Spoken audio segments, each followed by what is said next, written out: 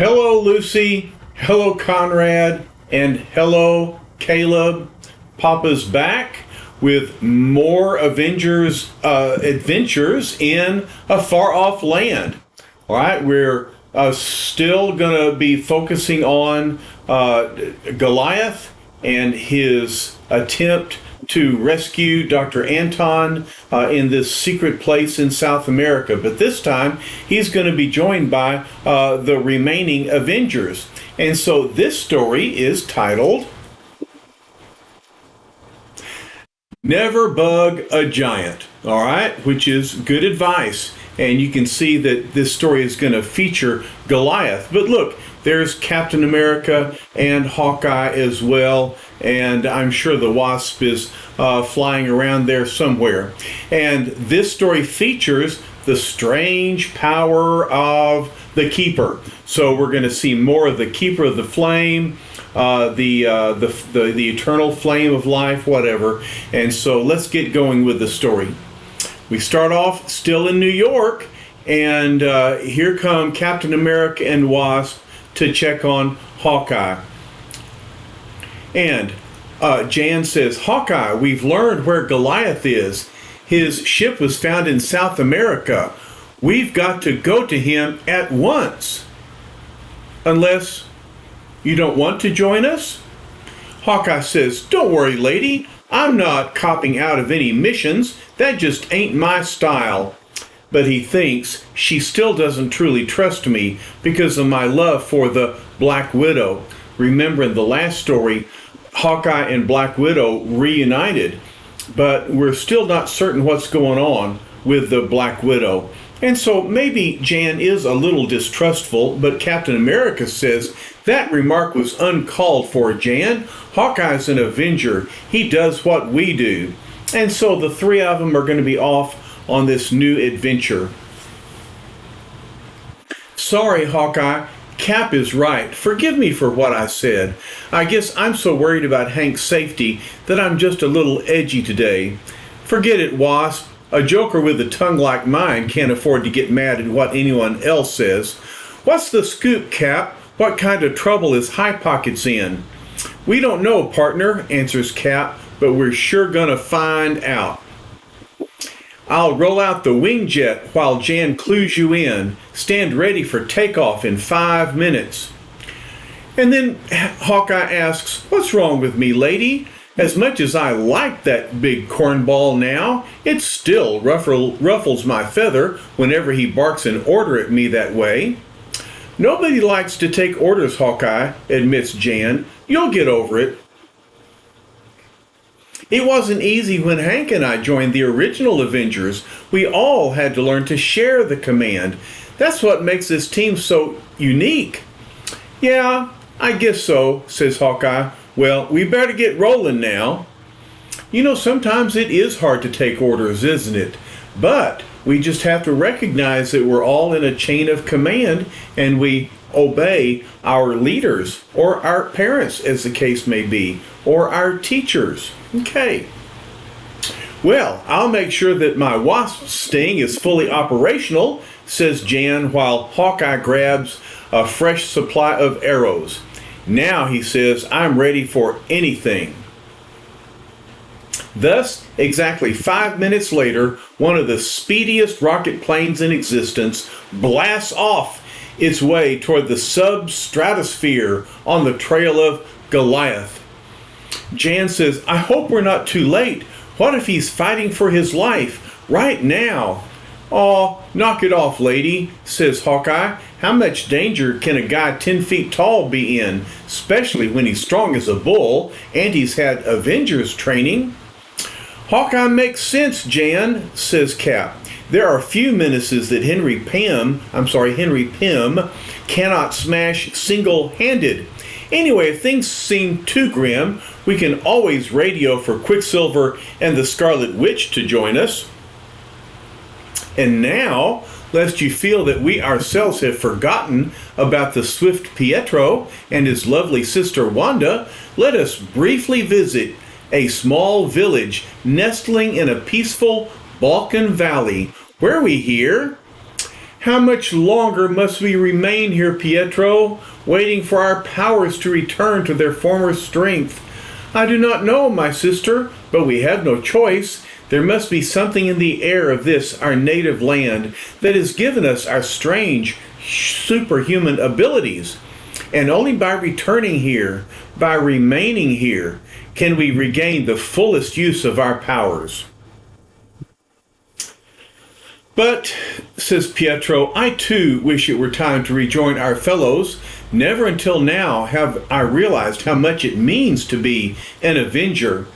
And Wanda agrees. In truth, we both long for the adventure, the excitement, the camaraderie we shared as members of the mightiest team of all. Remember, Goliath said much the same thing in the last issue. So it is very special to be a part of the Avengers, or to be a part of any team. Like your soccer team, Conrad. It's great to be a part of that group, isn't it? All right. Wanda says, but what if our powers do not return?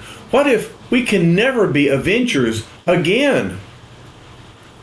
Do not say such a thing, Wanda. Soon my limbs shall be swifter than ever before, while your hex power once again shall dazzle and defeat your enemies. All we need is patience, my sister, and an unfaltering faith. You're right, Pietro. I'll never stop hoping. I swear it. And this we both know. Whatever befalls, the Avengers shall never forget us. But, even as the gallant Quicksilver strives to bolster his sister's waning spirits, there is one Avenger who seems to have some other matters on his mind.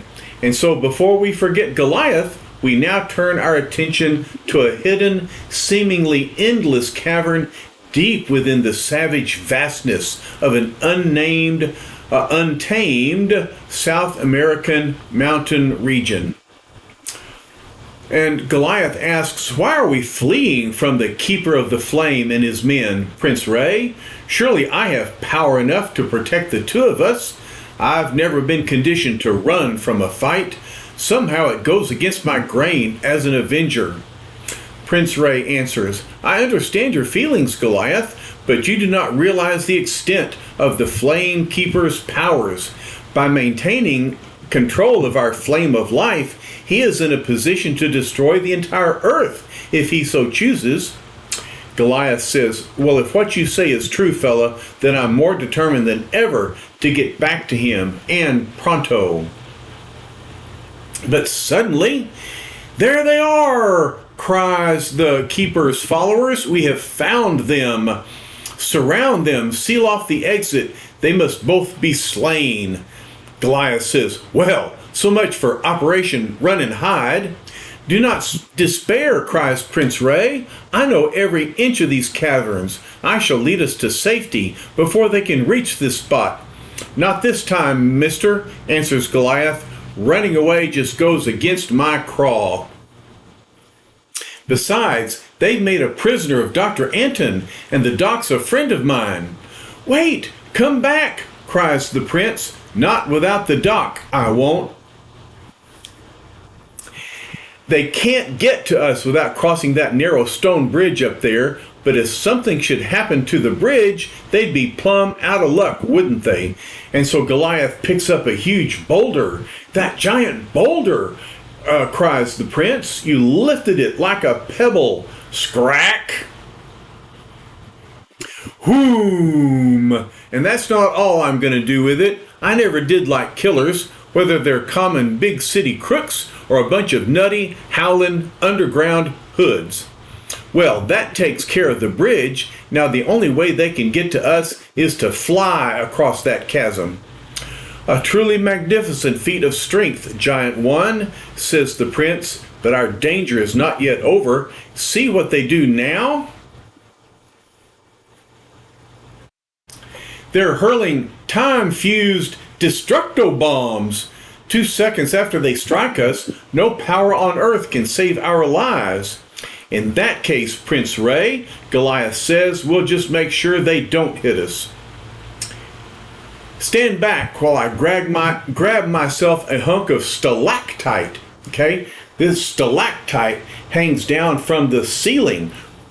Crack! He rips it off, and just like a Houston Astros baseball player, whack, thop, he wields the enormous club as effortlessly as a normal man might swing a bat.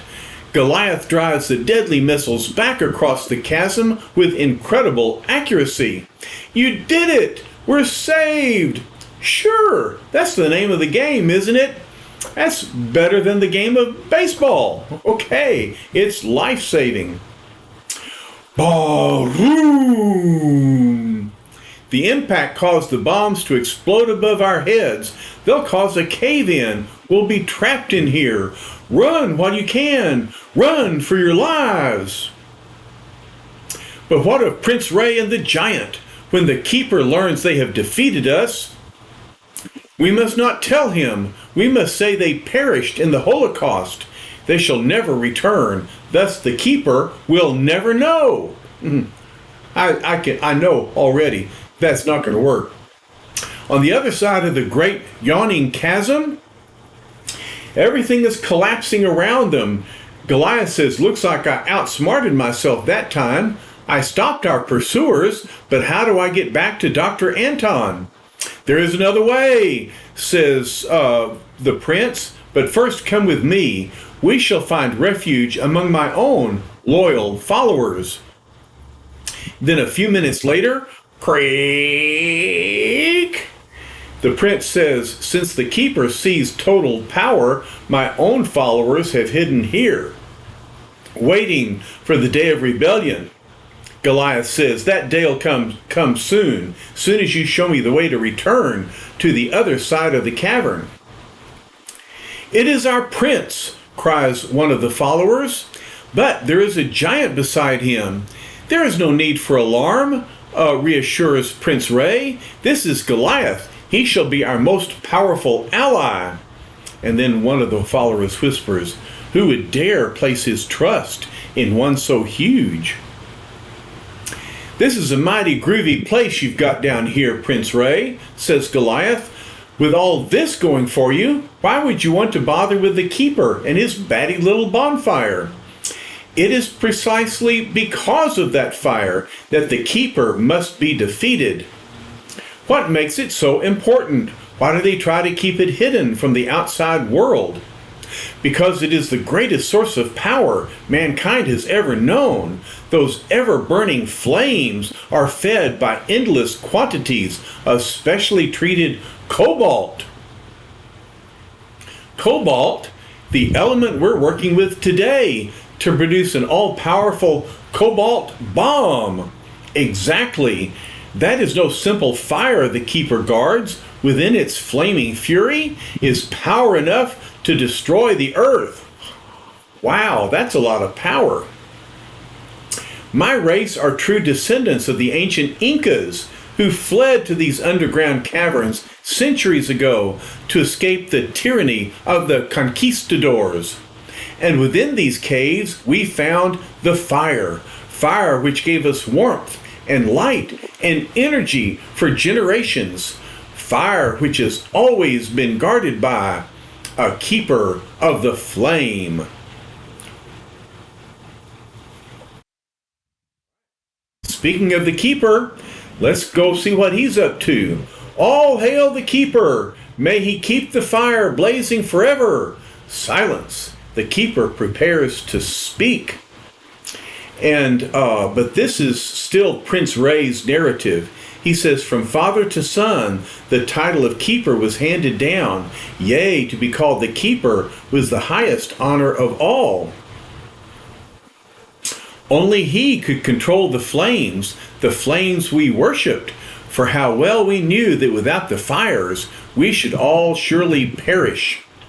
And so the keeper says, blaze ever brighter, O flame, the keeper commands. All right, so we're listening to Prince Ray, but we're watching the keeper and his followers. But he who is keeper today yearns for nothing except power. The keeper says, why should I merely serve the flame of life? It is time for its molten magic to now serve me. Knowing the danger full well, continues Prince Ray, but paying it no heed, he called for more cobalt and ever more. His followers say, never has so much cobalt been fed to the hungry fire. But the keeper commands, we must obey. More cobalt! More! More! The stronger the flames become, the greater grows my own supreme power. Okay, so power is all he's after.